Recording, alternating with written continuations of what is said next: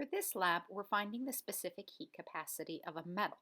To do so, we need to understand what is the system and what are the surroundings. In this lab, the metal is the system and it is releasing heat. That will make the heat negative. The surroundings include the water, the thermometer, the styrofoam cup, but also things like the air and the lid. We can't measure all of the changes in those, so we will focus mostly on the water, which will absorb most of the heat from the piece of metal. In our calculations, we will use Q to represent heat. Q is equal to mc delta T, mass, times the specific heat capacity, times the change in temperature, final minus initial. Remember that the value of Q for the system and the surroundings are equal to one another. So the value of the heat lost by the metal will be equal to approximately the value of the heat absorbed by the water. The only difference is that there will be a sign change. The heat from the metal is negative because it is leaving the metal. The heat from the water is positive because it is being absorbed by the water.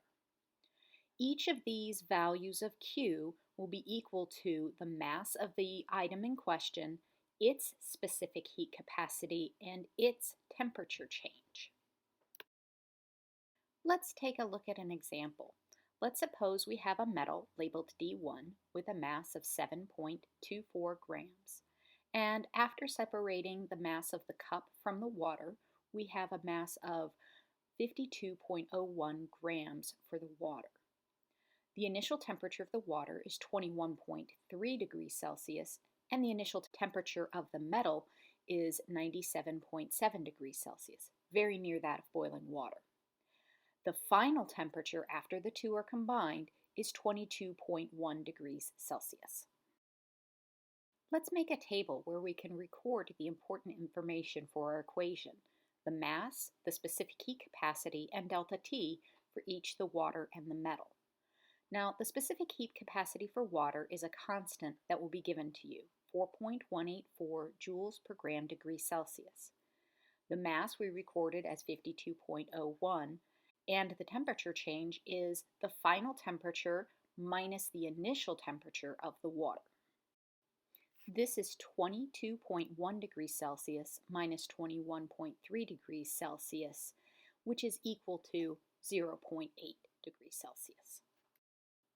We can now calculate Q for water. We can plug in our mass, our specific heat capacity, and our temperature change. When we multiply all of these together, the grams will cancel, as will the degrees Celsius, leaving us units of joules, 474 joules.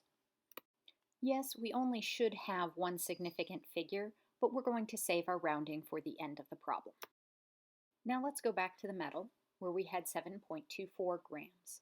We don't know the specific heat capacity. That's what we're trying to find. This time, our temperature change, final minus initial, will give us a negative number. This is okay because our Q, or heat, for the metal will also be negative. Q is equal to the value of H, 174, but negative in sign. Let's set this value of Q equal to the values from the table, our 7.24 grams and our negative 75.6 degrees Celsius. Let's also rearrange the equation so that we have C equal to the numerical values that we have already found.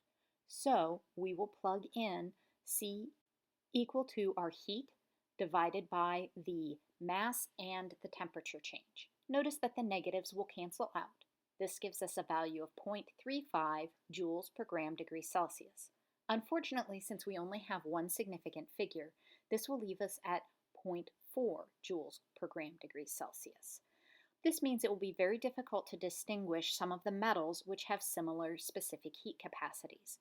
You may need to use other features, such as the color or the density, to help you make your final decision.